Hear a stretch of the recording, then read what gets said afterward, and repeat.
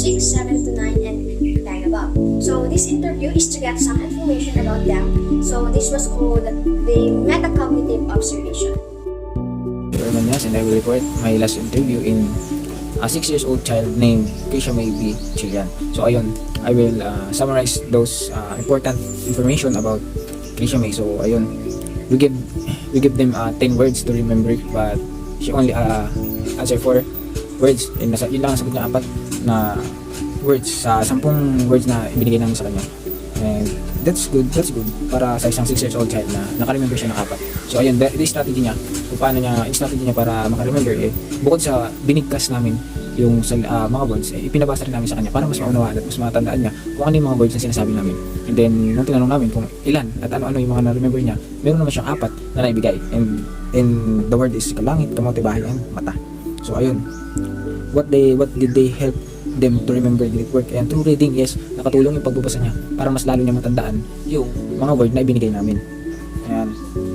And then sabi pa dito, telling them a story, let them listen and remember it, then try to ask them about the story being told. So ayun, after namin ibigay yung 10 word, ginawa namin ay nag-provide kami ng isang kwento at hinayaan namin silang makinig.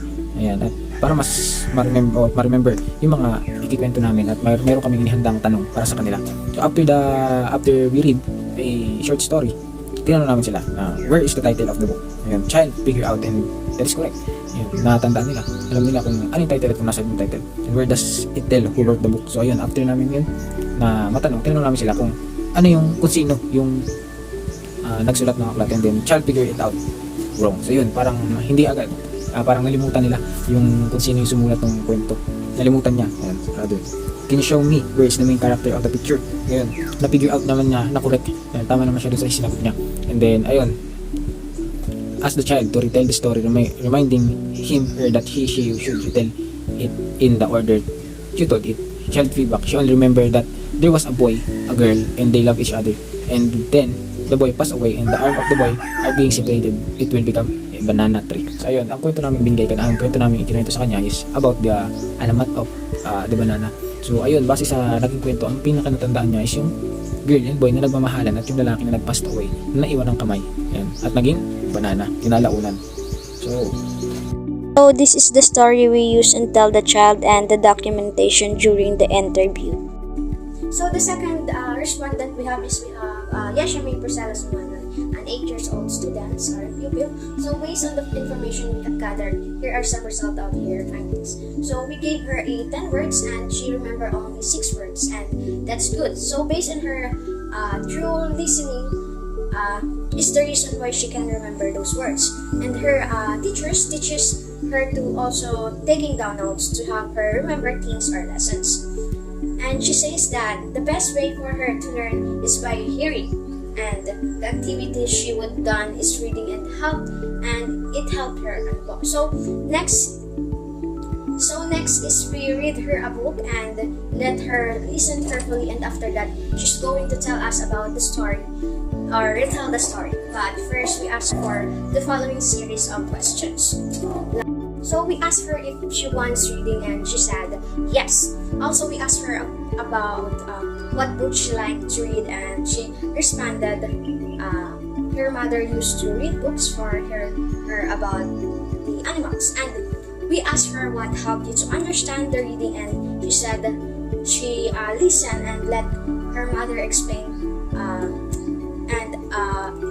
about the story. And we began to let her retell the story, and she said this one. So, Ang kalabaw ay malakas at malaki. Ang mga kinakain niya ay damo, at ito ay ang pambansang hayop ng Pilipinas. those are the information that she can tell to us. So this is the story we use and tell the child and the documentation during the interview.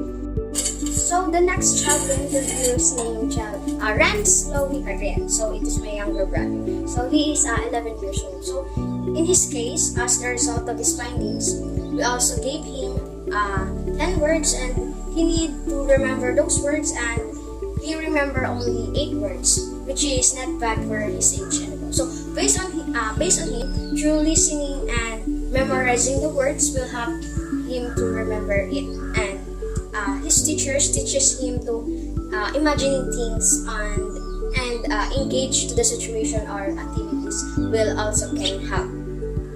And he said that the best way to learn for him is by doing. And the activities he would done is reading books also and asking a questions. And then next we also read him a story and let him listen carefully, and after that he will repeat or retell the story that we used to provide. But first, of course, we ask him following series of questions, of course. So we also asked him if he wants reading, and he said yes. And we also asked him what particular books and he used to read, and he replied, sometimes science book, and that's amazed us.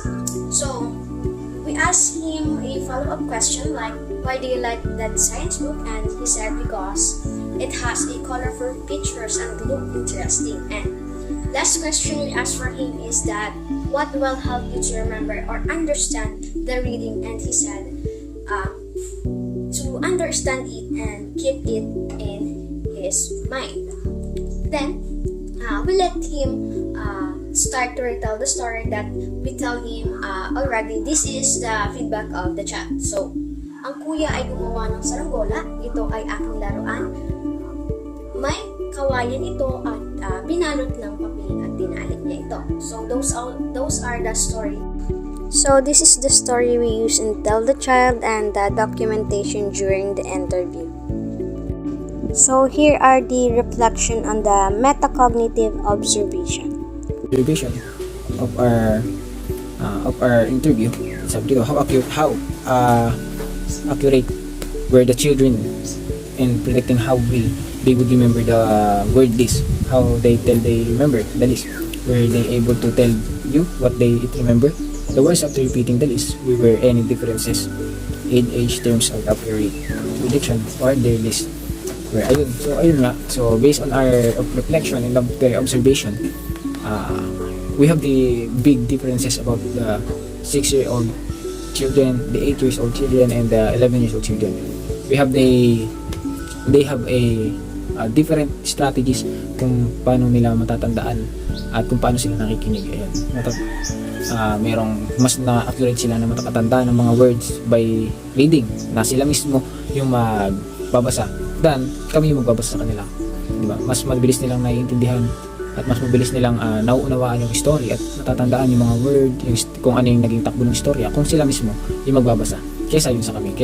Dahil yung 6 years old kid is parang mas gusto niya siya magbabasa kaysa siya ay binabasahan, kasi hindi siya ganun kagaling pa sa ngayon sa pakikinig at pagtanda ng mga istorya. So at dun sa 8 years and 11 years old, mas accurate sila dun, mas lamang sila, mas good listener sila kaysa sa 6 years old kid. So we have the big difference sa kanilang tatlo. And so ayun, thank you. So let's answer the question number 2. How well did the children in retelling the story? Did the children tend to tell the story in the correct order or in order it told it? Were there age differences in how they responded here? So here the preparation. So in 6 years old child, we observed that she needs to repeat the story in order for her to understand and remember the story. But she's good at reading, that's why she can retell the story little by little. But not all important information are mentioned. In the case of 8 years old and 11 years old children, they also need to repeat the story but at least twice in order for them to understand the story and remember what story about is. So we can say that these two children can retell the story nicely and accurately. All the important details on the story are being retold, and it was in order. So the answer for the question number 3 is here. So as the result of interview that we gathered, we learned that in order to support a higher development of a child memory and reading, the schools will have to conduct some metacognitive strategies just like giving some visualized and colorful pictures, because children are more attracted in colorful things, and also a chart in order to get the attention of the children. And also the schools should engage the children in hands-on, hearts-on, and minds-on learning, meaning they need to teach students a learning by doing, because mostly children tend to have this kind of strategy so that they will be more attentive and participate of what they have learned. So teachers needs the more effort on giving their best on how a child can evenly learn and the lesson. So being a facilitator of a student, learning can be a big help for them, especially that they are a diverse learner. So the children have different areas of learning. Children tends to learn on reading, like the first child we have interview. So the children tends to learn based on what they saw, and the children also tends to learn on actions given by the teachers. So through these strategies, it will be effective as a teachers on how a child were able to learn. So that would be all.